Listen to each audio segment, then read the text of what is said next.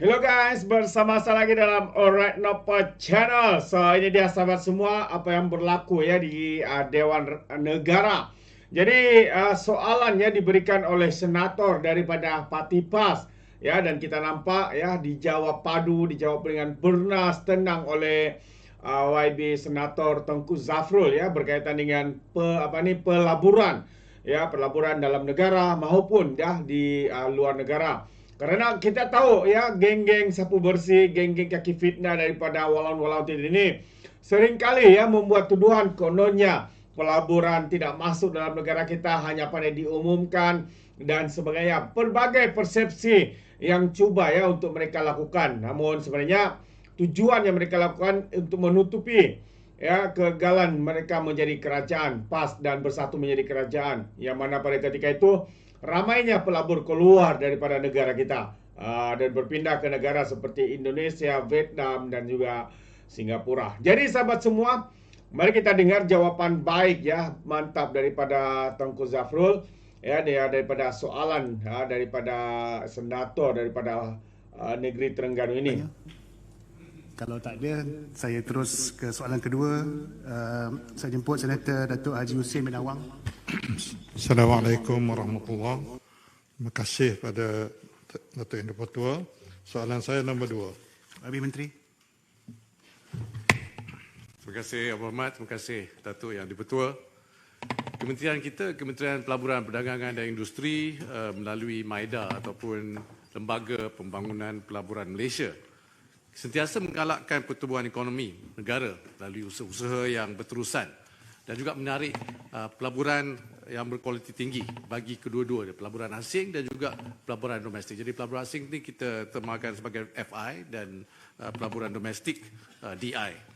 Antara strategi dan inisiatif khusus yang telah dilaksanakan dalam mengimbangi DI dan FI adalah termasuk menerusi dasar-dasar seperti penekanan terhadap kepentingan pertumbuhan DI sebagai mana digariskan di dalam Plan Induk Produsen baru kita. Sasaran NIMP yang berkaitan adalah ini nak bagi memperluaskan lagi rangkaian domestik dan mempertingkat juga keterangkuman ekonomi. Misi keempat kita iaitu menjamin sekuriti ekonomi dan keterangkuman bertujuan untuk mewujudkan persekitaran yang dapat memastikan the security of supply chain, dengan izin security rantai yang bekalan untuk menyokong PMKS dan menggalak juga penyertaan saksama dalam aktiviti ekonomi di semua negeri. Yang keduanya, DI dan FI ini mempunyai kebergantungan antara satu sama lain dan juga saling melengkapi. Sehubungan itu, Majlis Pelaburan Negara yang dipengerusikan oleh Yang Amat Berhormat Perdana Menteri telah menetapkan supaya DI ini, pelaburan domestik, dijadikan sebagai antara petunjuk prestasi utama ataupun KPI bagi menjana pelaburan dalam negara. Kita juga menganjurkan lawatan-lawatan untuk syarikat-syarikat, lawatan ke syarikat-syarikat tempatan berpotensi ini di seluruh negeri bagi membincangkan rancangan projek pelaburan baru dan juga pembesaran syarikat. Usaha ini dapat insya-Allah meningkatkan lagi pelaburan domestik di dalam negara kita. Kita juga menganjurkan program MAIDA Invest Series Conference, yang mana program ini adalah bagi menyerlahkan lagi potensi pelaburan di setiap negeri, ya, dan selanjutnya kita nak memkukuhkan lagi pertumbuhan pelaburan domestik ini melalui ketersediaan maklumat terkini dan juga landscape pelaburan ekonomi di setiap negeri. Kita juga adakan seminar pelaburan tempatan ataupun SME Investment Desk. Ini mengenai inisiatif dan juga fasiliti terkini yang disediakan oleh kerajaan serta memberi khidmat nasihat kepada syarikat-syarikat tempatan. Kita ada juga menyediakan galakan cukai dan grant yang dikhaskan untuk syarikat penghilang tempatan ini, khususnya PKS lah, seperti galakan cukai dan juga menjalankan keluaran atau aktiviti yang digalakkan di bawah Akta Penggalakan Pelaburan. MITI dan juga MAIDA, kita akan terus mencadangkan berbagai inisiatif lain yang menerusi belanjawan pada tahun ini insya-Allah bagi membantu syarikat-syarikat tempatan kita agar terus kekal berdaya saing bukan saja di peringkat domestik tetapi juga di peringkat global. Yang kita buatkan lagi proaktif, usaha proaktif dalam memastikan keseimbangan pertumbuhan pelaburan domestik kita dan juga pelaburan asing untuk kita laksanakan secara berterusan, khususnya bagi merangsangkan pembangunan yang mampan dan lestari. Kita seperti yang sebut tadi, nak mengukuhkan ekosistem perindustrian domestik dan juga membantu syarikat tempatan untuk lebih berdaya tahan. Terima kasih, Datuk Yang Ketua. Soalan tambahan, Datuk Haji Hussein. Terima kasih kepada Yang Berhormat Menteri. Ekosistem syarikat pemula atau startup di negara kita mempunyai potensi yang besar tetapi terkebelakang dalam memenuhi potensi tersebut. Antara faktornya adalah kesukaran syarikat-syarikat pemula termasuk milik Bumiputera mendapatkan dana yang diperlukan untuk memajukan memajukan perniagaan mereka ke tahap seterusnya. Dalam usaha menggalakkan perkembangan pelaburan langsung domestik, DI, apakah inisiatif kerajaan bagi memberikan pendedahan kepada syarikat-syarikat pemula Bumiputera yang berpotensi ini tentang sumber-sumber pendanaan alternatif seperti equity, crowdfunding, dan sebagainya. Terima kasih. Wabi Menteri. Terima kasih Yang Berhormat. Bagi pihak MITI melalui agensi kita, terutamanya MIDA dan juga MIDF, kita bekerjasama dengan KUSKOP, Kementerian Keusahawanan. Mereka juga melalui agensi SME Corp. Mereka pun ada SME Bank dan sebagainya. Dan pada masa yang sama, baru-baru ini kedua-dua kementerian telah berjumpa. Bagi MITI kita akan memberi tumpuan kepada sektor pembuatan di mana golongan Bumiputera dari segi participationnya agak kurang, ya. Dan oleh itu pada masa yang sama isu yang utama seperti yang disebut oleh Yang Berhormat adalah isu fasiliti kewangan di mana akses kepada financing agak susah.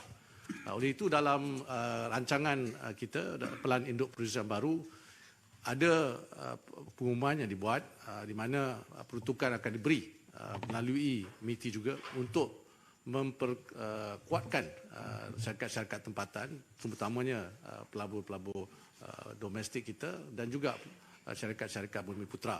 Di sini diumumkan baru-baru ini dalam Pelan Induk Perindustrian Baru Yang Berhormat dalam belanjawannya pada untuk tahun ini telah memperuntukkan RM200 juta. Tetapi kalau kita lihat sebenarnya isu utama bukan saja isu kewangan tetapi juga isu capacity building di mana kita perlu juga berkongsi pengalaman, berkongsi pengetahuan dan pada ini kita juga membuatnya dengan melalui SME Corp dan juga melalui agensi-agensi lain yang berkaitan.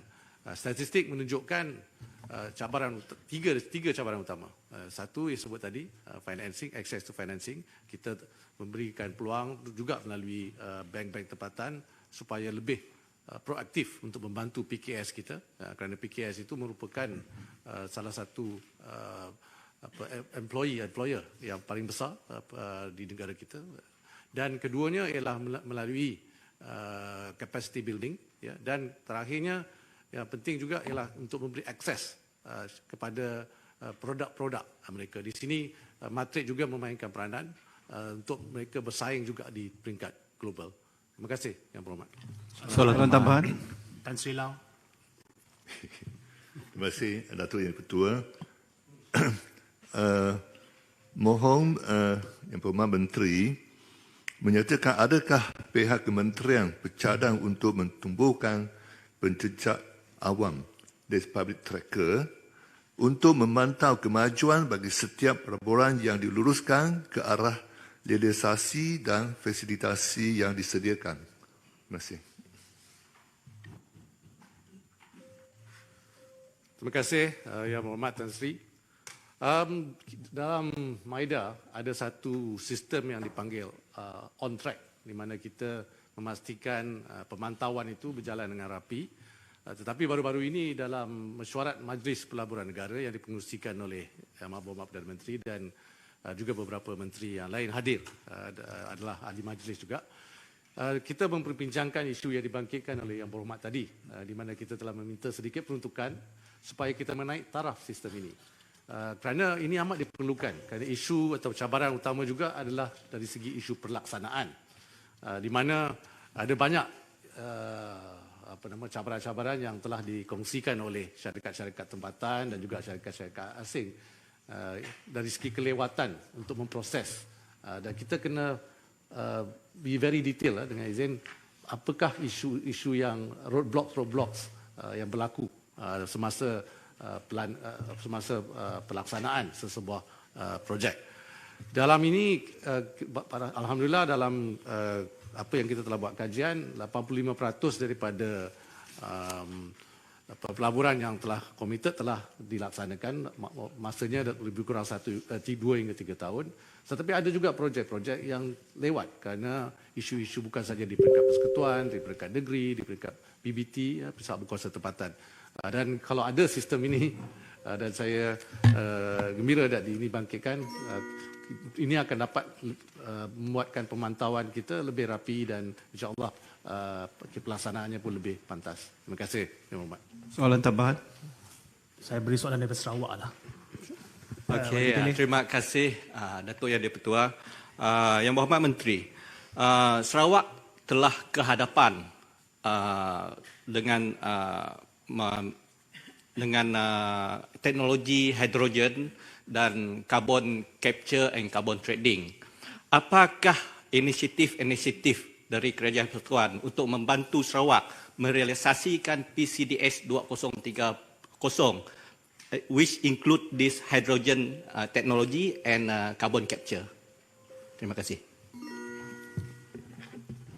Terima kasih Yang Berhormat. Pada minggu lepas kita telah ada mesyuarat mengenai isu-isu tenaga, Majlis Tenaga Negara, di mana Yang Berhormat Perdana Menteri, Premier Sarawak, Ketua Menteri Sabah, agensi-agensi yang berkaitan, kementeri-menteri yang berkaitan hadir. Ini was the inaugural mesyuarat lah mengenai isu-isu tenaga, terutamanya isu-isu tenaga renewable energy, tenaga boleh diperbarui.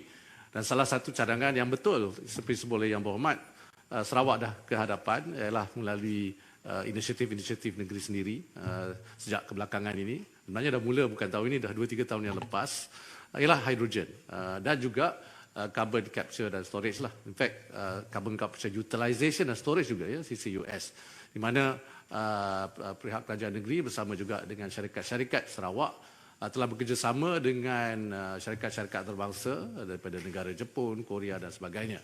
Di sini Petronas dan juga syarikat-syarikat dari segi kementerian yang berkaitan, Kementerian Tenaga semua bekerjasama kerana kita perlu memastikan teknologi ini adalah selaras dengan aspirasi negara ataupun komitmen negara untuk mencapai net zero seawal-awal tahun 2050. Sarawak pun sekarang sebenarnya dari segi kapasiti, install capacity dari segi tenaga boleh diperbarui adalah 70%. Sebenarnya dah meet the target lah. Tetapi apa yang perlu kita buat, kita gunakan resources yang kita ada, kepakaran yang kita ada di Sarawak bersama-sama dengan Semenanjung dan antarabangsa supaya negara Malaysia dapat menggunakan teknologi. Ini masih lagi mahal pada buat masa ini. Solar adalah salah satu lagi option kita, dan juga BES, Battery Energy Storage System. Dan oleh itu kita kena lihat semua tenaga-tenaga yang lebih green ini, green economy, dan insyaAllah bersama-sama dengan Kerajaan Negeri Sarawak dan juga syarikat-syarikat yang berkaitan di Negeri Sarawak, kita akan memastikan supaya pelaksanaan ini lebih pantas dan lebih komersial juga pada masa yang sama. Terima kasih. Saya jemput Senator Dr. Wan Martina binti Wan Yusof. Baik sahabat semua, itu dia satu penjelasan yang padu ya daripada Senator Tengku Zafrul ya, menjawab soalan-soalan yang diberikan oleh senator-senator dalam Dewan Negara. Terutamanya soalan dari senator daripada Patipas dari Terengganu, sahabat semua. Memang padu jawapan yang diberikan oleh Tengku Zafrul. Jadi terima kasih sekiranya anda memberikan sebarang komen, boleh berikan dalam ruangan komen. Ingat, komen dengan cara berhemah. Jadi izinkan saya untuk mengundurkan diri dan seperti biasa Peribahasa mengatakan, tapapun kangkap, 2 tahun keinginan. Dalam bahasa Melayunya, tepuk dada, tanya selera. Sekian je daripada Orang Dapat Channel. Saya kita berjumpa lagi. Bye-bye.